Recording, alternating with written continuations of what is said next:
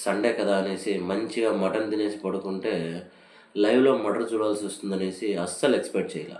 అమ్మాయి ఏజ్ 15-16 లోపల ఉండొచ్చు. తన బాయ్ ఫ్రెండ్ వాడేదో గాంజా బ్యాచ్లా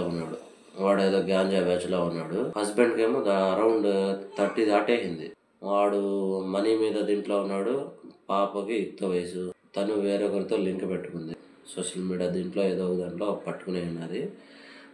సో వీళ్ళ ఇది జరుగుతుండగా సరే ఇంకా వాడికి తెలిసి ఇబ్బంది అనేసి వాడిని చంపి, పాతకాలంలో సోఫా సెట్లు లేవు కదా, అలాగే అరగా లోపలే కట్టేవాళ్ళు. ఆ లోపలే కట్టి దాంట్లోనే ప్యాకప్ చేసేసారు. లిటరల్గా నేను షాక్ అయిపోయాను. లేచి చూస్తే కళ. తప్పు వాళ్ళలో ఉందా, అమ్మాయిలో ఉందా, అబ్బాయిలో ఉందా, అసలు నాకు అర్థం కావట్లా. ఇప్పుడు ఇన్స్టాగ్రామ్లో, యూట్యూబ్లో చూపిస్తున్నారు, ఒక్కొక్క విధంగా లేపేస్తున్నారు. డైలీ న్యూస్లో ఒక్కొక్క విధంగా ఒక్కొక్కరిని లేపేస్తున్నారు. ఆ అరగ దీంట్లో చంపడం పో పో పో. అమ్మాయి కత్తిలా ఉంది, నేను చేసుకోబాకండి.